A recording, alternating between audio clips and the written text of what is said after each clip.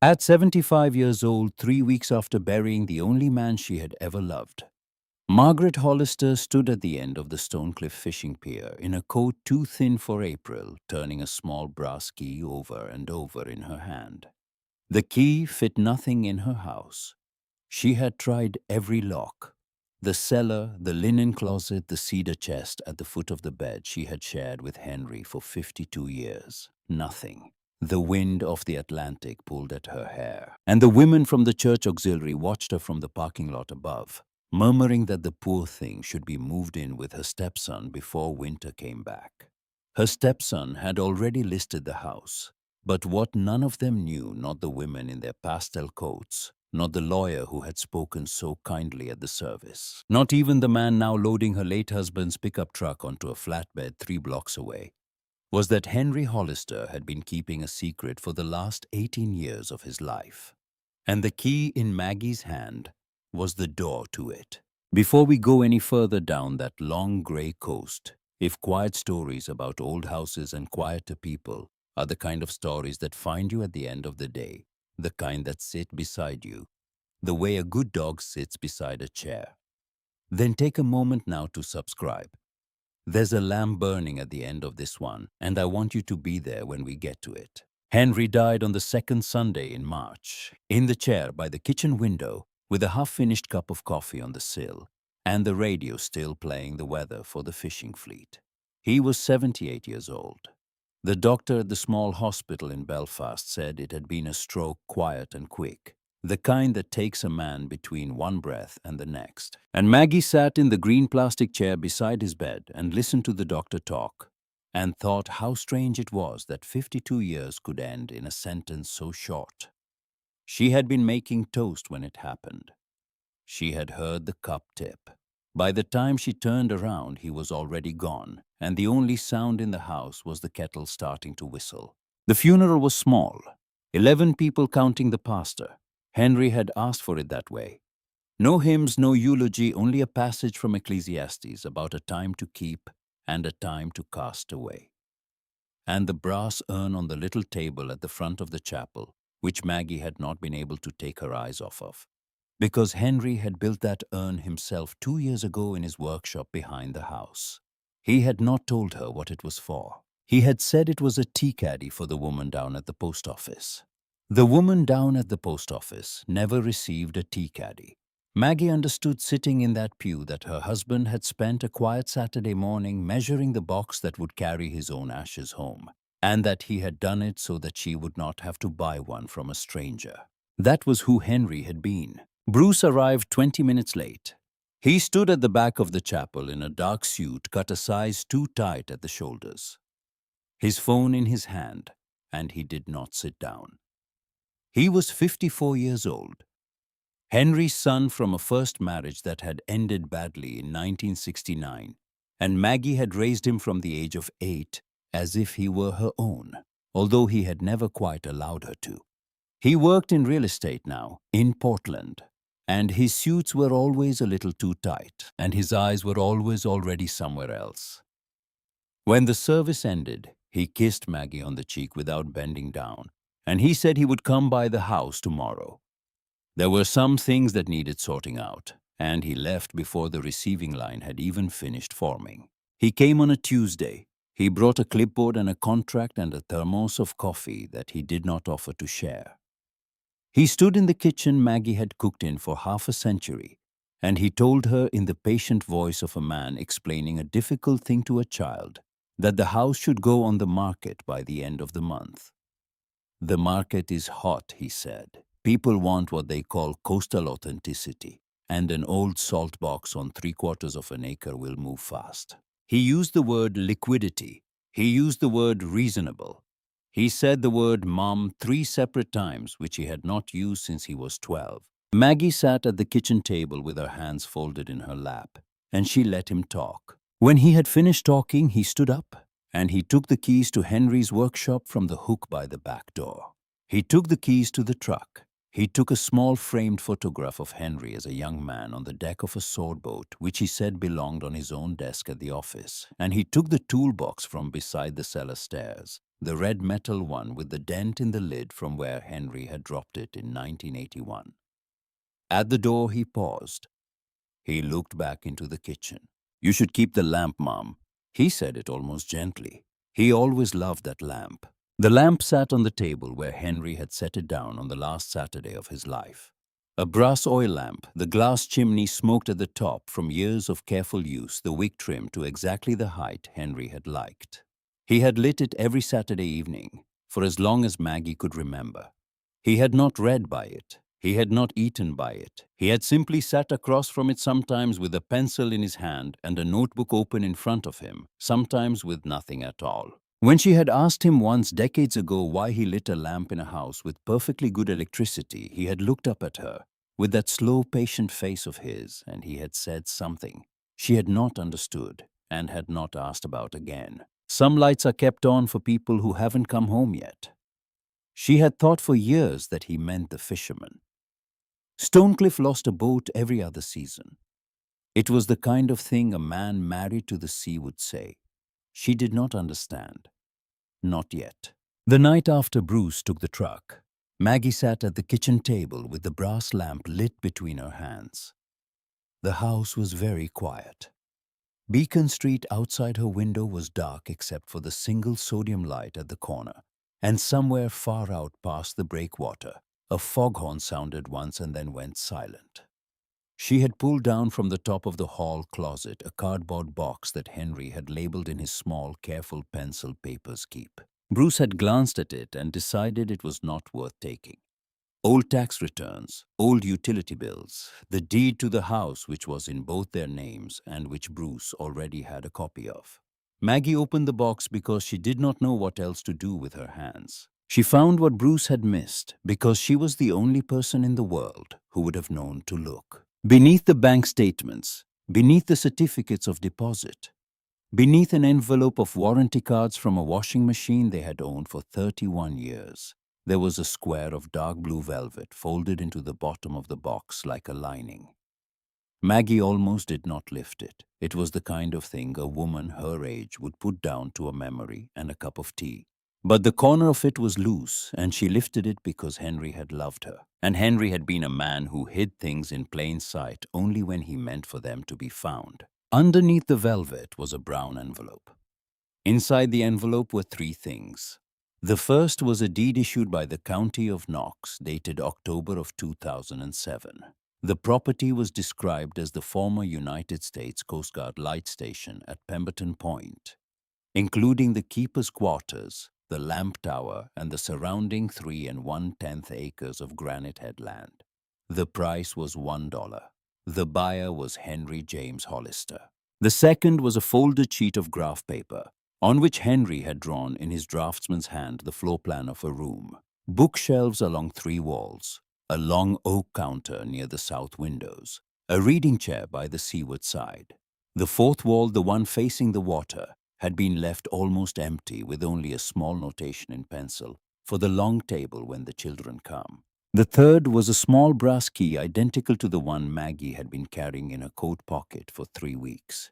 She had found that first key in the pocket of the jacket Henry had been wearing on the last morning of his life.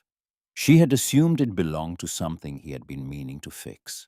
A neighbor's gate, the shed, a drawer at the back of the workshop that she had never looked into. She had carried it down to the pier the day after the funeral because she had wanted to be near the water, and she had not known where else to go, and she had stood at the end of the pier turning it in her hand, the way a woman turns a wedding ring after a marriage has ended. She set the second key down on the table next to the first. They lay there side by side in the lamplight, 2 small brass twins, both of them warm to the touch. For 7 years, Henry had been telling her every other Saturday morning that he was driving up to Rockland to help his cousin Walter with a roofing job. For 18 years, he had been telling her every Saturday morning that he was going to the hardware store, or to the dump, or to the lumber yard, or to look at a piece of cherry wood somebody wanted to sell. She had never doubted him. He was Henry. He had not lied to her in 52 years about anything she could think of. And so for 18 years, on the morning of the day He lit a lamp for someone who had not come home. He had been somewhere. She had never imagined doing something she had never asked about.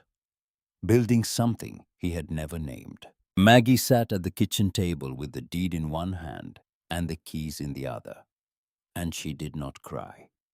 She had cried already in the shower, in the car, in the green plastic chair beside Henry's bed, in the chapel during the passage about the casting away.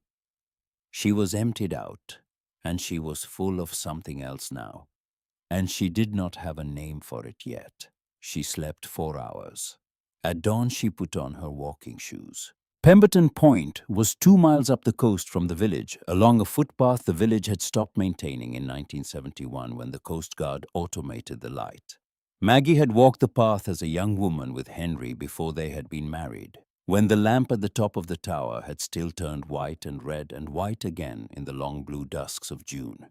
She had not walked it in 30 years. The path was narrower than she remembered. The wild roses had taken back the edges.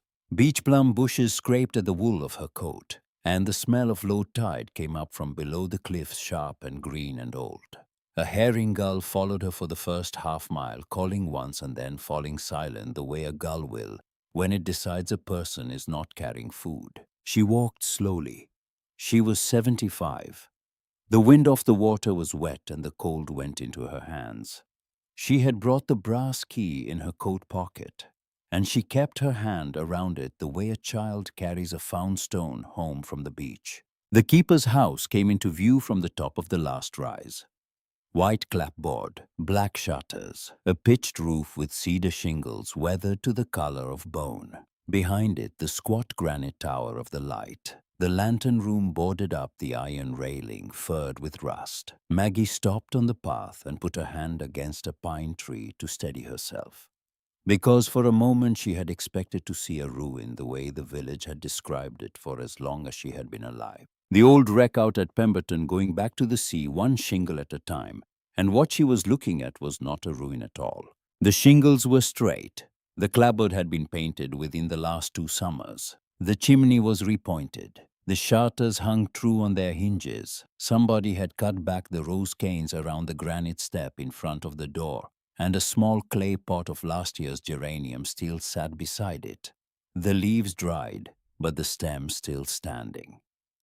Maggie walked down the rise. Her legs were not quite her own. She climbed the granite step. She put the brass key into the door. It turned. The door opened into a single long room that ran the full depth of the house, and Maggie stood on the threshold with her hand still on the doorknob. And she did not move for a long time because her husband was standing in that room, not in body. He had been dead for 3 weeks. But everything in that room was him. The pine floor he had laid plank by plank, sanded the way he sanded everything, until you could run your palm across it and feel no grain. The bookshelves on 3 walls, built of the same honey-colored maple he had used for the kitchen cabinets in their house. The joinery cleaned the shelves, empty and waiting.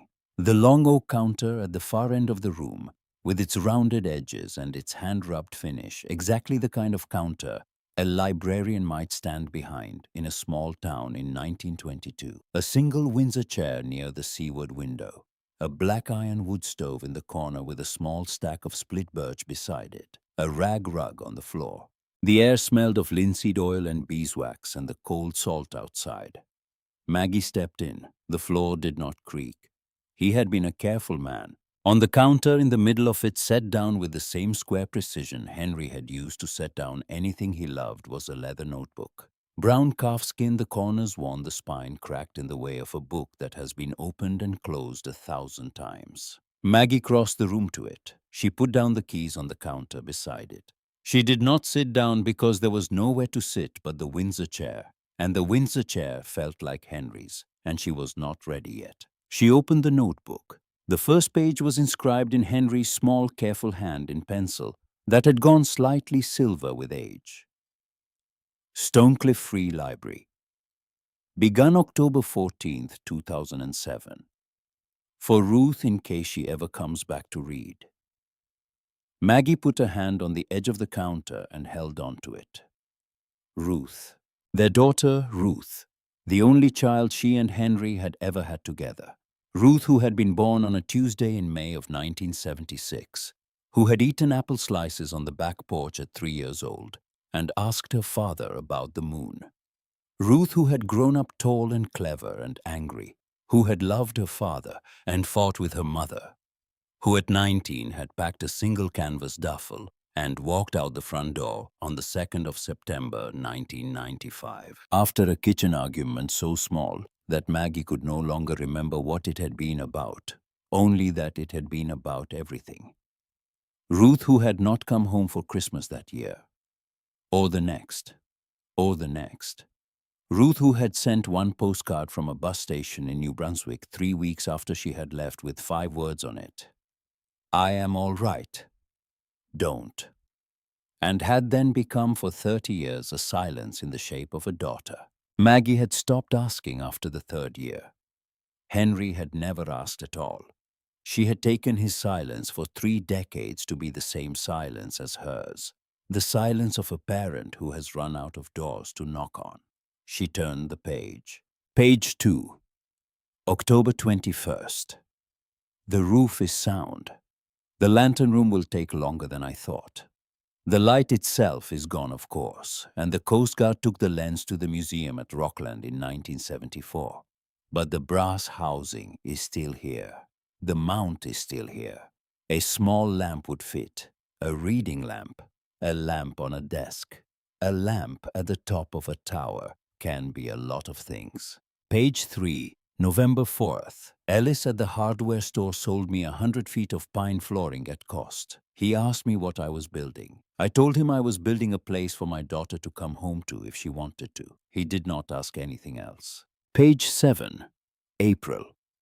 Began the south wall of bookshelves. Hattie Pell came up the path with a basket of muffins and said she had heard rumors. I told her.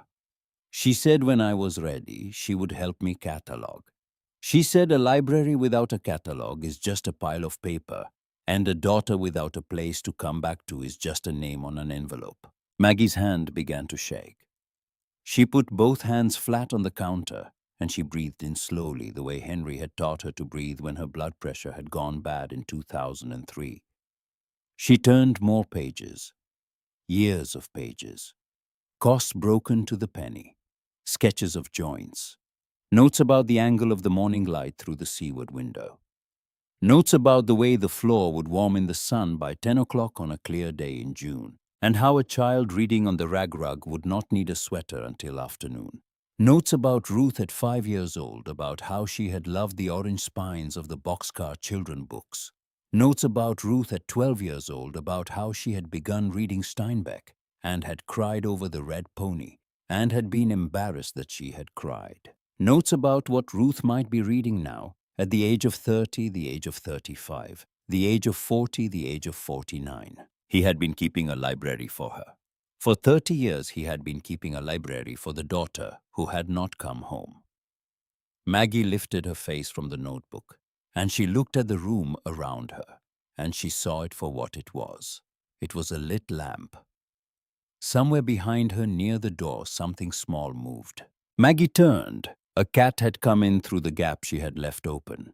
A grey cat, lean but not starved, with one notched ear and the wide pale eyes of an animal that has spent a great deal of time alone on a cliff with the wind. Around its neck was a thin leather collar, and on the collar was a small brass tag. And Maggie did not need to read the tag from across the room, because she could see the shape of the word on it. 4 letters. Beacon. Henry's hand. The cat sat down on the threshold and looked at her without blinking.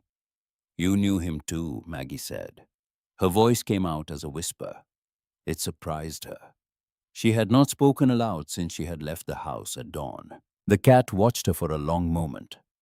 Then it stood, walked the length of the room with the unhurried gait of an animal that knew exactly where the next warm place was, and lay down on the rag rug in front of the cold wood stove in a patch of pale spring sun that had just begun to come through the seaward window. Maggie stayed by the counter. She did not move for a long time. The notebook lay open under her hand. The 2 brass keys lay beside it. The cat slept. Outside, the gulls cried once and went on. Somewhere in the rafters of the small house, a beam settled with the changing temperature, the way a wooden thing settles when the day begins to warm. She thought of Bruce in his too-tight suit listing her house for sale by the end of the month. She thought of the brass lamp on her kitchen table at home, the one Henry had lit every Saturday evening for as long as she had known him.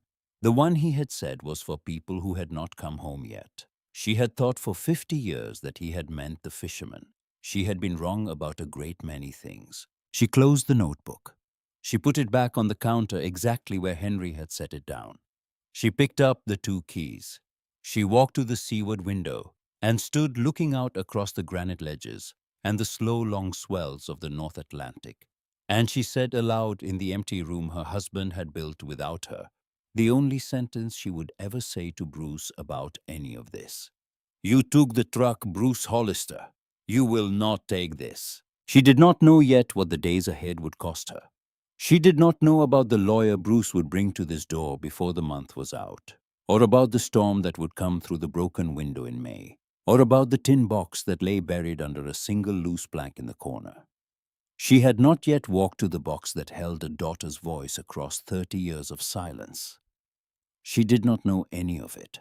She only knew that the lamp on her kitchen table was going to be lit again that night, and every night after. The cat opened one pale eye, watched her, and closed it again.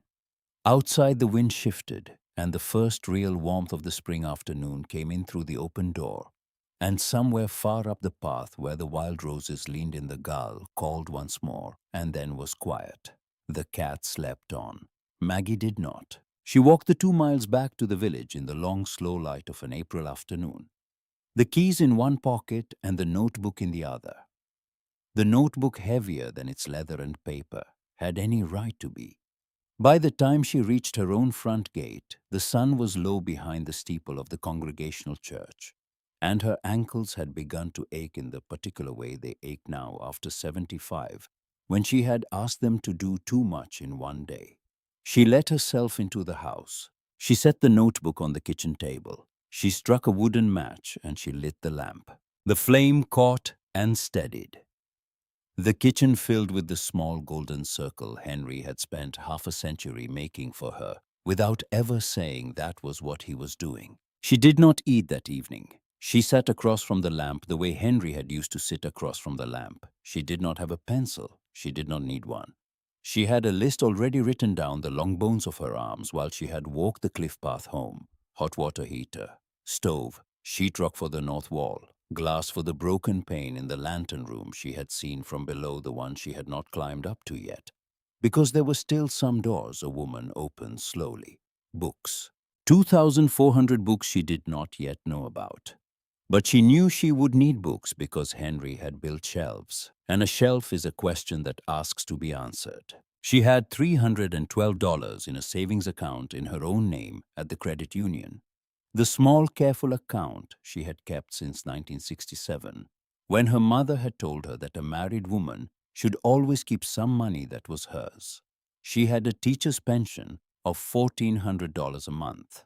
She had a house that her stepson was already trying to sell out from under her. She had 2 acres of granite and a building no one in the village had walked through in 50 years. She blew out the lamp at 10 o'clock.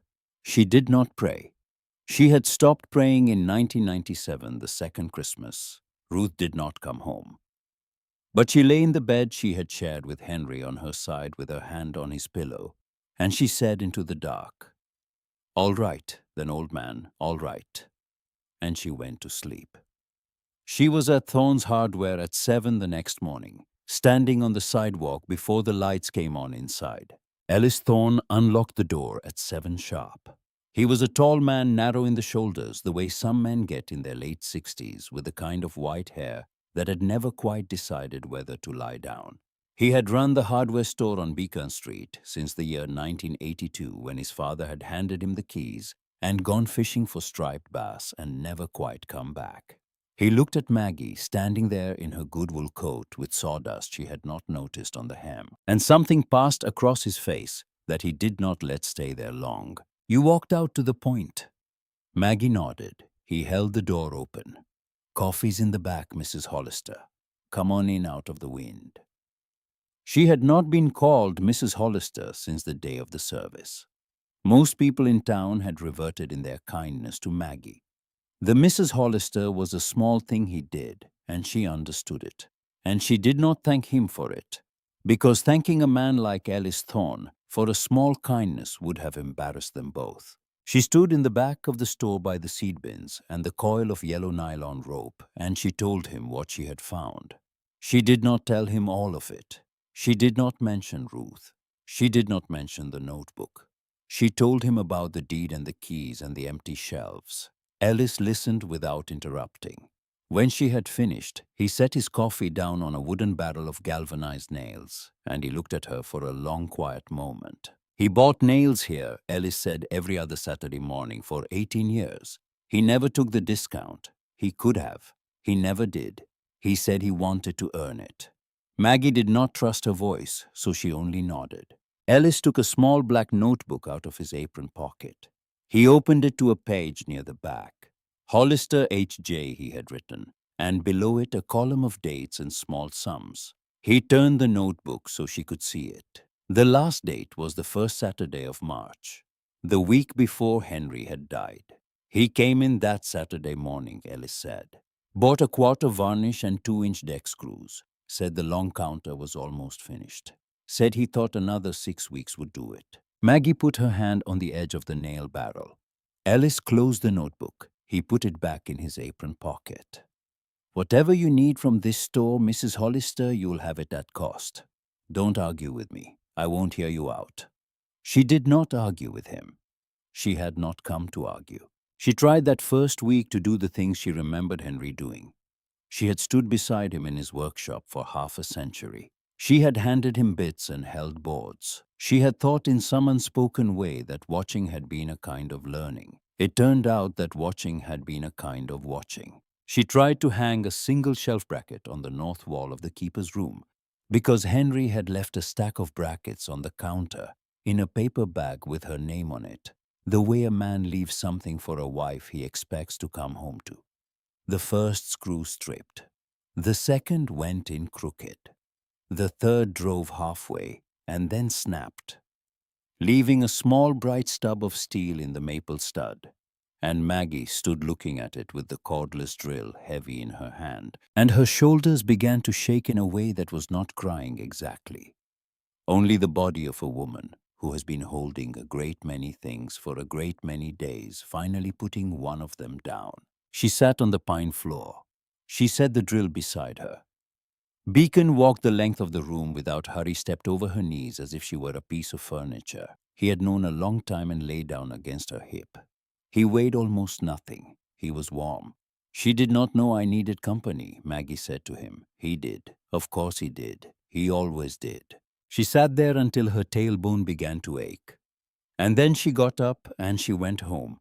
And she telephoned Ellis Thorne and asked him if there was a book about how to drive a screw into maple without breaking it. And Ellis said there was, and he had a copy under the counter, and would she like him to drop it off after closing? He dropped it off at 6. He stayed for tea. He did not stay long. When he left, there was a small new gallon can of beeswax wood polish on her porch step that he had not mentioned and that he had not let her pay for. The book got her 3 brackets straight on the second day. The other 17 went up over the next 9 days. Some of them were level. Some of them were closer to level than her first 3 had been. On the morning of the 10th day, she stepped back from the north wall, and she looked at 20 maple shelf brackets, 20 long honey-colored shelves resting in their slots, 20 empty shelves waiting for something to be set on them. And she said out loud, to the cat and to the cold wood stove and to her dead husband and to whatever piece of herself had been, "The one driving the screws, all right. That's one wall." And she sat down in the Windsor chair for the first time, and she let herself sit in it for almost a full minute before she got up to begin the next thing. Hattie Pell came up the cliff path on the 11th day.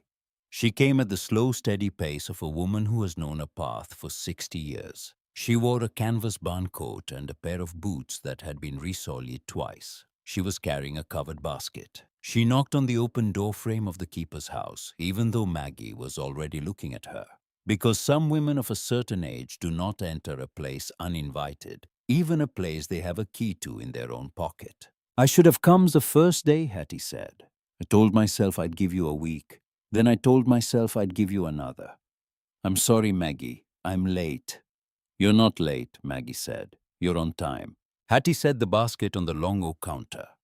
Inside were 2 cranberry scones, a thermos of strong tea, and a small index card box of the kind libraries had used in 1962, the cards inside it lined and pencil-ruled. Hattie set the box on the counter beside the basket. She set her hand on top of it. She left her hand there. We have a problem, Hattie said. The shelves are almost ready. Henry did not live to tell you about the books. Maggie's mouth went dry. She set down the screwdriver she had been holding. There are books. Hattie nodded slowly. There are 2,411 books. The last count was in February. Henry brought in 14 more on the last Saturday of his life. There in the storeroom behind Ellis's shop, stacked from the floor to the rafters in apple boxes, every one of them labeled in your husband's hand. Library discards from Belfast. Estates from Lincolnville and Camden and Searsmont.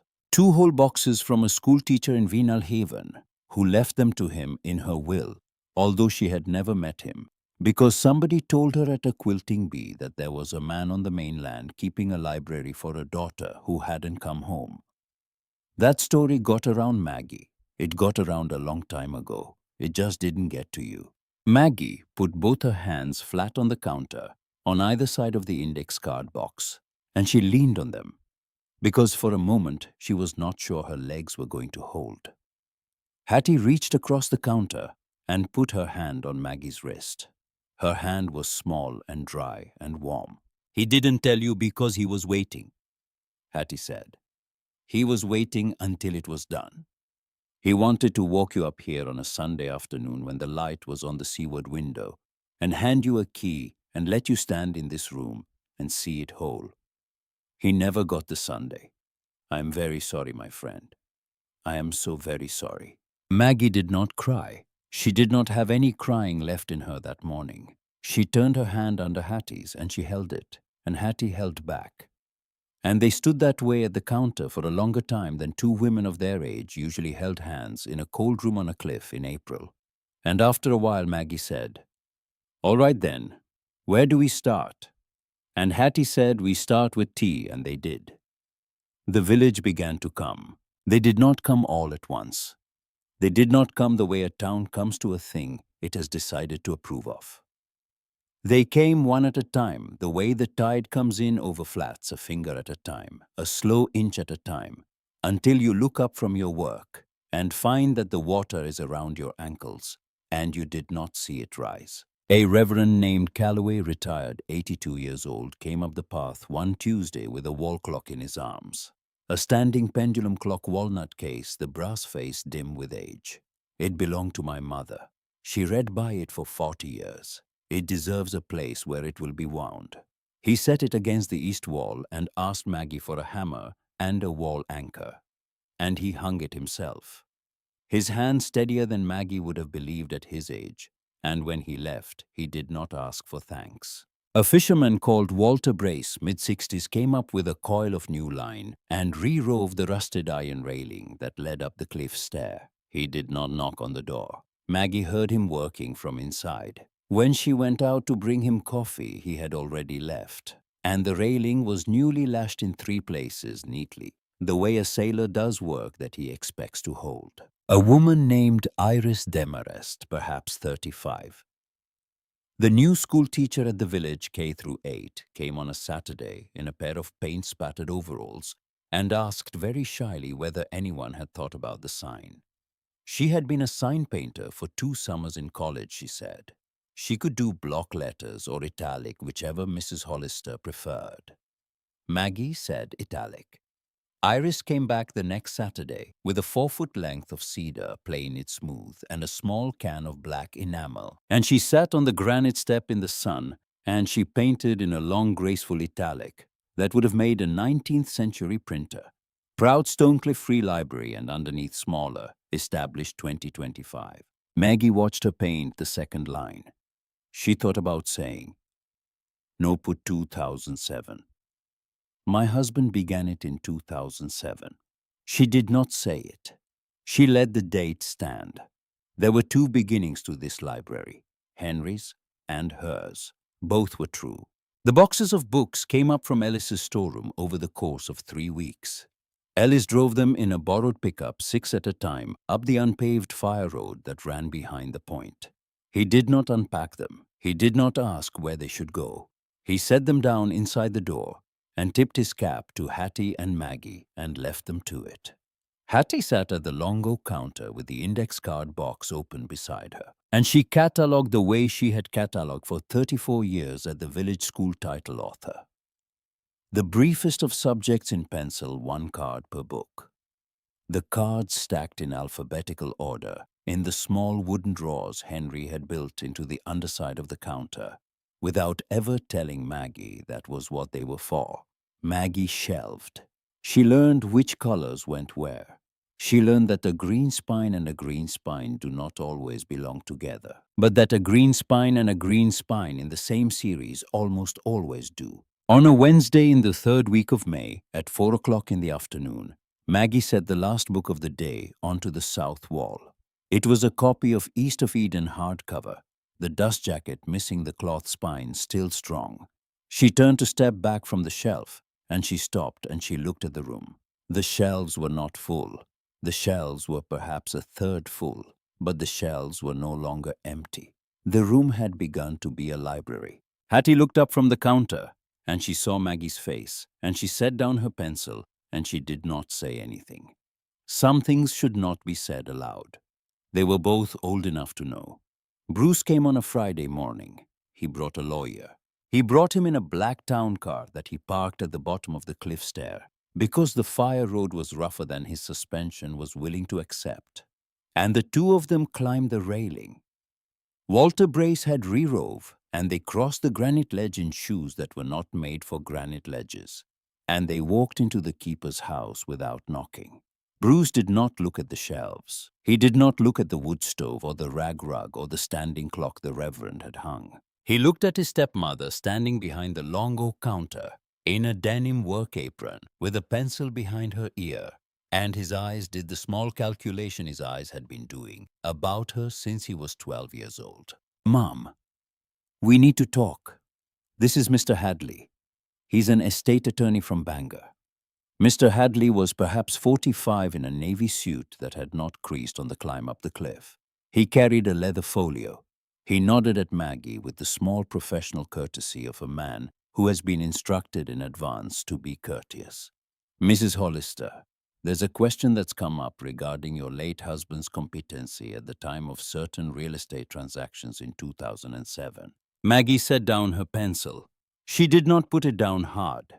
She set it down with the same care Henry had set down the notebook. She placed it parallel to the edge of the counter. She straightened up. "There is no question about my husband's competency, Mr. Hadley," she said. "Not in 2007, not in 2024, not at any moment in between." Mr. Hadley opened his folio. "Mrs. Hollister, I'm sorry to have to—" "You're not sorry. You're billing." She heard her own voice, and she heard how it sounded quiet, steady the way Henry's voice had used to sound when something he loved was being threatened. And she understood with a small clear shock that she had been married to this man for 52 years, and that 52 years sets a tone into the bones the way salt sets into wood. She was not afraid. She was something past being afraid. She was the lit lamp on the kitchen table now, and she had been lit by him, and she was not going out. "Bruce," she said, "you took the workshop. You took the truck. You took the photograph off the wall in the hallway. You may have those things. I gave them to you in the silence I have given you for 46 years. You will not have this." Bruce's face did the thing it had been doing since he was a boy, the small tightening at the jaw, the look away. He looked at Mr. Hadley. Mr. Hadley cleared his throat and began to say something about evaluative interviews and undue influence and the standards of testamentary capacity in the state of Maine. That afternoon, after they were gone, Maggie walked into the village without telling Hattie. She walked into the law office above the diner on Beacon Street, and she asked the clerk for the file on Henry James Hollister. And the clerk said the file was held by Mr. Frank Doyle, the notary who had retired in 2022 but who still kept his old cases in the back of his garage. And Maggie went to Frank Doyle's house, and she sat on his porch, and she waited an hour while he went through 3 filing cabinets. And he came back to the porch with an envelope sealed with red wax, and he said he made me promise to give this to you only when somebody came asking the wrong questions. And Maggie opened the envelope, and she found inside it a will Henry had executed and notarized in October of 2018, leaving Pemberton Point and its contents to Margaret Ann Hollister, with a clause specifically barring any contest from any blood relative, including but not limited to Bruce. Edward Hollister and Maggie sat on Frank Doyle's porch in the long blue evening, and she laughed once, a short surprised laugh that startled her, because she had not laughed in 2 months, and she had not known the laugh was still in her. She did not laugh again, not yet. There was still the storm to come. She went home that night, and she sat at the kitchen table with the lamp lit, and she opened Henry's leather notebook to a page she had not yet read. Page 187 near the back in handwriting that was smaller than the rest. The way Henry's writing had gotten in the last year or 2 of his life, when his hands had begun to tire by evening. If Ruth ever comes asking, she's in Halifax, Nova Scotia.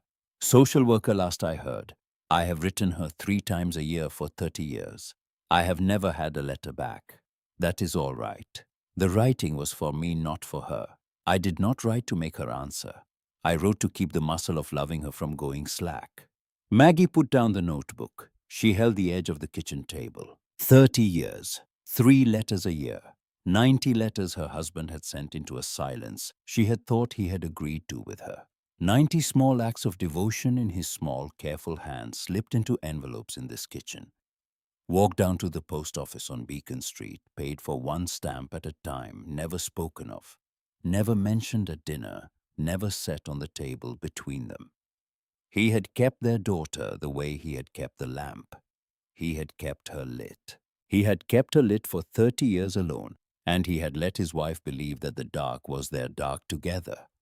Because he had understood in the long, patient way Henry had understood almost everything, that some kinds of hope hurt more when they are shared. She was still sitting there at 10 o'clock that night when the wind came up. It came up the way storms come up on that part of the coast in May, fast off the water. The air going from soft to hard in the space of half an hour. By 11, it was rain. By midnight, it was rain driven sideways under the eaves and rattling at the kitchen window. Maggie stood at the window and looked out toward the point, and she could not see the point because the lights of the village ended at Beacon Street. And beyond that, there was only the dark of the headland and the white of the breaking surf. She thought about the keeper's house. She thought about the small window on the north wall, the one she had not yet replaced, the one she had taped over with builder's plastic and a strip of pine lath, the one she had told herself she would get to next week. She thought about 2,411 books. She called Hattie. Hattie did not ask any questions. Hattie said, "I'll meet you at the bottom of the cliff stair in 20 minutes. Maggie put on her wool coat and her walking shoes, and she took the brass key off the kitchen table, and she went out into the rain. The plastic on the north window had given way some time after 1 in the morning. By the time Maggie and Hattie reached the keeper's house, the wind had been driving rain into the room for at least an hour, in a long cold spray across the north wall and onto the floor and across the lower 3 shelves of the north case, where the books Hattie had catalogued on Monday and Tuesday now sat with their spines blackening and their pages beginning to swell. Hattie said one word very quietly. It was not a word she ordinarily used. Maggie did not say anything.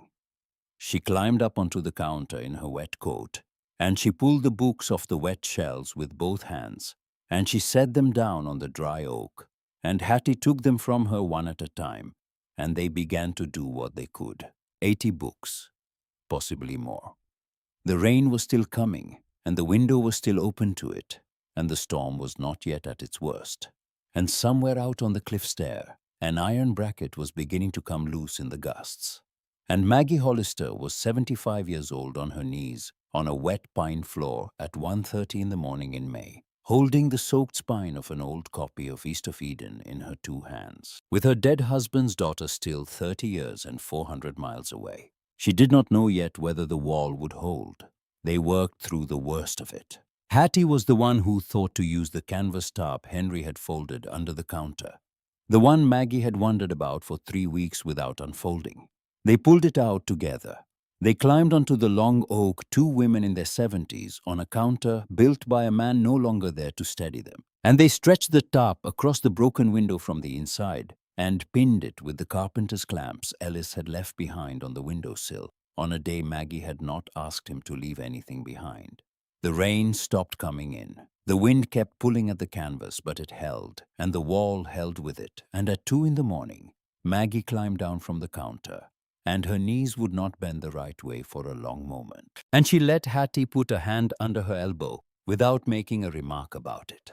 They laid the books out across the dry pine floor like a slow harvest, 83 of them in the end. Hattie went home through the rain at 3 and came back at 4 with 2 hairdryers and an armful of clean cotton towels. And they sat side by side on the floor under the soft yellow circle of the one bare bulb Henry had wired into the rafter. And they dried pages, one page at a time, the way you dry a thing you intend to save. The hairdryers made a small, high, warm sound that was nothing like the wind outside. Beacon sat on the windowsill, out of the wet, and watched them with the slow, patient attention of an animal who had decided sometime around midnight that these were his women now. Maggie did not speak for the first hour. She did not have words for what she was doing. She was a woman who had buried a husband and inherited a library on the same march. And at 4 in the morning in May, she was drying the red pony one page at a time because Steinbeck had made her daughter cry at 12 and her husband had remembered. At 5, the first grey came up under the door. By 6, the rain had thinned to a fine cold mist, and Hattie made coffee on the little camp stove they had carried up the path in March, and they drank it standing at the seaward window, watching the light come up over a flat steel sea, and Hattie said, "We lost 7. She said it the way a doctor says a number. 7 are gone. The others will live." Maggie nodded. 7 was a number she could carry. 7 was not 2,411. She walked the length of the room. She looked at the long oak counter, scarred now in 2 new places from the carpenter's clamps. She looked at the standing clock on the east wall ticking quietly through what it had not noticed. She looked at the shelves. The wet shelves where her work of 3 weeks had been undone in a single hour, and she understood that she would simply do the work again. That was what doing the work meant. The wall would dry. The books would be reshelved. She was 75 years old, and the next thing was the next thing, and the next thing. After that was the thing after that, and somewhere a long way up the coast in a city she had never been to was a daughter who did not yet know that her father had kept her lit for 30 years. She would write the letter today. She had been writing it in her head since Frank Doyle's porch. It was time to put it on paper. She wrote it that afternoon at the kitchen table by the daylight coming through the window over the sink, with the lamp on the table beside her, because the lamp had become a habit now, and a habit had become a vow. She wrote it on the lined paper Henry had used to keep his lists. 4 pages. She did not say everything. She said enough. "Dear Ruth, my name is your mother. I am 75 years old, and I am writing to you from the kitchen of the house you grew up in. Your father died on the 2nd Sunday of March. He went quietly. He did not suffer. I am not writing to ask you for anything. I have nothing to ask. I am writing because there is something I think you should know. And I have only learned it myself in the last 6 weeks. And I think it would be wrong of me to keep it from you any longer, the way it has been kept from both of us. Your father bought an old lighthouse keeper's house at Pemberton Point in 2007. He paid $1 for it. He worked on it for 18 years every Saturday morning, and he never told me. He was building a library. He had been collecting books for it for 30 years. The first inscription in his notebook says, The library is for you in case you ever came back to read. He never used the word if, he always used in case. I learned last week that he wrote to you 3 times a year for 30 years. I did not know that either. I do not have the letters. He kept them on his side of the silence the way he kept the rest of it. He told no one. He simply wrote. He told his notebook near the end that he wrote not to make you answer, but to keep the muscle of loving you from going slack. I'm not telling you any of this so that you will come home. You are 49 years old and you have a life, and I have no claim on it that I did not give up a long time ago. I'm telling you because the library exists, because the books are real, because your father's handwriting is on the inscription page of the catalogue and on the deed and in the lamp. He lit every Saturday evening of our married life, which he told me when I asked him why was for people who had not come home yet, and which I had thought for 50 years he meant the fishermen. The lamp is still on. The library opens July 14th, which would have been his 79th birthday. You are welcome. You are also welcome not to come. I will be all right either way. I have been all right for some time, although I did not know it. I love you. I have loved you for 49 years and 3 months. Your mother, Margaret. She walked it to the post office before the 4 o'clock pickup. She paid for 1 stamp. Bruce came back on a Tuesday in June. She did not know he was coming. There was no town car this time. There was the small gray sedan he had been driving for 10 years. The one he kept for trips. He did not want to be noticed making. He parked at the bottom of the cliff stair, and he climbed up alone in jeans and a windbreaker. And when Maggie heard his step on the granite ledge outside the door, she set down the rag she had been using to oil the south shelf, and she straightened up and she waited. He stood in the doorway. He looked older than he had in April. The skin around his eyes had given way some, and his hair had not been cut in a while. He had not brought the folio. He had not brought anyone. Janet left, he said. The words came out of him in the small dry way a man's words come out of him when he has been driving alone for 2 hours rehearsing them. 2 weeks ago, she said I had become someone she did not want to grow old beside. She said she had been waiting to say it for 3 years. She was not unkind about it. She is not an unkind person. She just stopped. Maggie did not move from the south shelf. She did not move toward him. She let the room hold the distance. I have been thinking, Bruce said, about the truck, about the workshop, about the photograph in the hall. He stopped. I have been thinking about the fact that I have never in my entire life said thank you to him. Not once, Maggie. Not for the boat he co-signed in '89. Not for the wedding. Not for the down payment on the house in Portland. I let him give, and I let him give, and I told myself that he gave because he did not know any other way to love me. And I told myself that not knowing any other way was the same as not really loving me because that was easier. That was easier than knowing he had loved me the whole time in the only language he had. He looked at the floor between his shoes. I think I was wrong about silence, he said. I think silence can be love. I just did not know how to hear it. Maggie crossed the room. She did not rush. She crossed the long pine floor at the pace of a woman who has learned in the last 3 months that the next thing is the next thing. She stopped in front of her stepson. She was a head shorter than he was, and she had to look up at him, and she did. She looked at him for a long, quiet moment, and she did not speak because some forgivenesses are not given in sentences. They are given in the willingness to look at a man's face when his face is no longer hard. There is a piece of pine in the corner, she said. The plank by the north wall. It has worked loose. I have not had the strength in my wrist to lift it. Your father would have been able to lift it. I think you can lift it. Would you? He nodded. He did not say anything. He went to the corner. He knelt down by the north wall, and he set the edge of a pry bar against the loose plank, and he leaned his weight on it the way a man who has worked with his hands a long time ago remembers how to lean, even after a quarter century in an office. The plank came up. It came up in one long honey-colored piece, and underneath it, set down into a small space Henry had cut for it in the joist below, was a tin box. A green tin box, the kind that had once held shortbread, with a hinged lid and a small brass clasp. Bruce sat back on his heels and looked at it. He looked up at Maggie. She crossed the floor and knelt down beside him slowly, the way she now did, all kneeling, and she unhooked the clasp and she opened the lid. Letters. 30 letters. The envelope still sealed.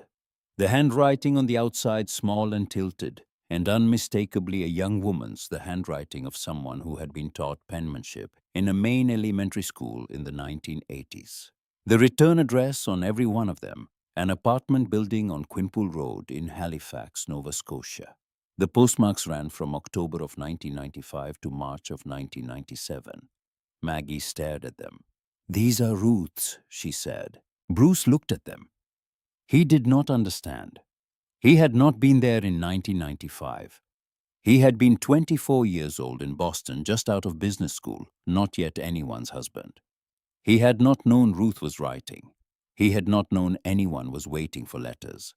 He reached for the top envelope and then he stopped and he looked at his stepmother instead. Maggie picked up the top envelope. The seal was unbroken. She turned it over. The postmark was October the 17th, 1995, 6 weeks after Ruth had left. "Henry never opened these," she said. Her voice was very quiet. She was not speaking to Bruce. She was speaking to the room. He never read them. He didn't know. Someone intercepted them before they got to him. Someone took them out of the mailbox at the end of the lane, and they put them in this box, and they hid them under the floor of a house that didn't exist yet. Her hand closed slowly around the envelope. "Your mother," she said. Bruce did not move. He was kneeling on the pine floor beside his stepmother, 54 years old, and the word "your mother" fell on him in the way a small heavy stone falls into still water. The first Mrs. Hollister. The woman who had left Henry in 1969, who had lived 4 blocks from them in the village for the rest of her life, who had had a key to their mailbox by old habit and old grievance, and the strange small cruelties of a woman who had not been chosen, who had died of a stroke on a Sunday in November of 1997, just as the last postmark in the box would prove. She must have found them coming in, Maggie said. 6 weeks after Ruth left. She must have taken them. She must have kept taking them. And then she died and the box came into Henry's hands when we cleaned out her apartment. And he opened it once and he saw what she had done, and he could not bring himself to read them. He could not bear to. He buried them under the floor of the room he was building for Ruth instead, and he set a plank over them and he waited for what Bruce said. His voice had broken open somewhere in the middle. "For what, Mom?" "For the right person to lift the plank," Maggie said. She set the envelope back in the box very gently, the way you set down a thing that does not belong to you. She closed the lid. She did not open the others. They were not hers to open. They were Ruth's. They had always been Ruth's. The reading of them would belong to a Sunday afternoon yet to come in a chair, by a seaward window with the right woman in the chair. Bruce put his face in his hands. He cried the way a man cries who has not cried since he was a child. Quietly, hard, without performance. Maggie put her hand on the back of his neck the way she had used to put her hand on the back of his neck when he was 9 years old and had fallen off his bicycle on Beacon Street in the summer of 1979, the only time in his childhood he had let her hold him without pulling away. She did not say anything. The lamp was not lit. It did not need to be. The light through the seaward window was enough. July the 14th came up clear. The wind was out of the southwest, soft the way the wind comes off Penobscot Bay on the best days of summer. Ellis hung the cedar sign at 7 in the morning. Hattie arranged the last shelf at 9. Iris Demarest set a small jar of beach peas on the long oak counter. Reverend Calloway wound the standing clock. Walter Brace came up the path with a folding chair under each arm and set them on the granite ledge facing the water, because some people would want to sit outside in the sun. The Reverend's wife brought coffee in a stoneware urn. The fire department, 2 men and a young woman in a clean white shirt, came up the fire road to make sure the door swung wide enough for a wheelchair, and they pronounced it so. Bruce stood behind the counter pouring coffee into paper cups. He had not poured coffee for strangers in his life. He was not very good at it. He spilled the first cup, and he laughed once, a small, startled, embarrassed laugh, and Hattie passed him a cloth without looking at him. Maggie stood near the door. She had on a blue cotton dress. She had cut her hair short the week before. She had put the brass lamp on the corner of the counter, and she had lit it even though the sun was coming straight in through the seaward window, and the room did not need light. The flame was small and steady in the daylight. She had not blown it out for 3 months except to refill the oil. At 11 o'clock, a car she did not recognize came slowly up the fire road and stopped at the foot of the cliff stair. A woman got out. She was tall. Her hair was going gray at the temples.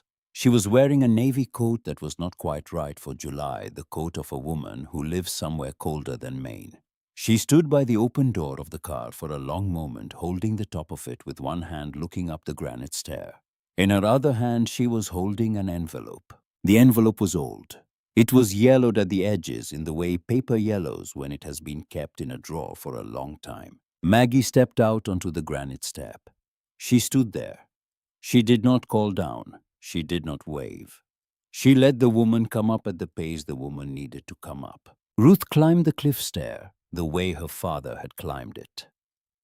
One careful step at a time, her hand on the new lashings Walter Brace had put on the railing in April. When she reached the top, she stopped on the granite ledge and she looked at her mother. And her mother looked at her, and there was a small silence in which 52 years and 30 years and 3 months and one 90-page life of a man who had loved them both sat down on the headland between them and rested. Mother Ruth said. My girl, Maggie said. Ruth held up the envelope. Her hand was shaking slightly. It was not the envelope Maggie had mailed in May. It was older than that, much older. The postmark when Maggie's eyes finally found it was October of 1996. It came last month, Ruth said, 29 years late. The post office in Halifax found it in a sack of undeliverable mail when they closed the old depot. The forwarding address had been wrong by 1 digit since 1996. They found me by the return address. They mailed it on. It was from him. I opened it on a Tuesday night in my kitchen, and I read it, and I did not sleep. And on Wednesday, I drove to the border, and on Thursday, I drove down the coast. And I did not call ahead because I did not know what to say. And then your letter came to my hotel in Portland yesterday afternoon, and I knew today was the day. She held the envelope a moment longer, and then she lowered her hand. I have other letters at home, she said. I never send them. I wrote one to him every year on my birthday. I never sent them because I was waiting until I could come home as someone he would be proud of. I waited too long. I'm sorry, Mother. I have been sorry for a long time. I just did not know how to say it. Maggie crossed the granite ledge. She did not hurry. She put her hands on her daughter's face the way she had put them there at 3, at 5, at 19, before anything had broken. Her thumbs found the small soft place under each of Ruth's eyes. She held her daughter's face. You came home, Maggie said. He kept the light on. You came home. That is the whole of it. They went inside. The room held them. The standing clock ticked. Beacon, who had been sleeping on the windowsill, opened. One pale eye watched them come in together and closed it again, satisfied. Bruce, behind the counter, set down the coffee pot. He looked at the woman in the navy coat, and he understood the way one only and lonely child of a father will always understand who she was. He came around the counter. He held out his hand. Ruth looked at it for a moment, and then she took it. And the half-brother and half-sister stood in the middle of the keeper's room. Their father had built. Neither of them quite a child anymore. Neither of them quite repaired, but standing. A small boy of maybe 8 came in through the open door behind them, holding the hand of a woman in a sun hat. He looked around the room with the slow, wide eyes of a child who has been brought somewhere on a Saturday morning that the grown-ups have called important. He let go of his mother's hand. He walked very seriously to the shelf nearest the door. The children's shelf, the one Hattie had filled first because Hattie understood priorities. He stood on his toes. He pulled down a book. It was a paperback of The Boxcar Children, the orange spine slightly soft. He brought it to the counter. Bruce behind the counter blinked at him. He looked at Maggie. Maggie nodded once. Bruce opened the small card drawer under the counter, the one Hattie had set up that morning, and he took out a checkout slip in his stepmother's hand, and he wrote the boy's name and the date and the title of the book. The boy took the book in both his arms the way a child carries something that has just become his. He went out into the sun.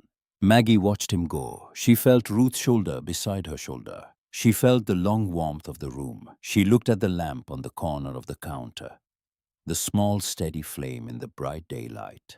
And she did not blow it out. She would not blow it out. She would refill it in the morning the way her husband had refilled it on every Saturday morning of their married life. In the quiet kitchen where she had stood beside him for 52 years without ever quite seeing what he had been doing. Some lights are kept on for people who haven't come home yet. The keeping is the love.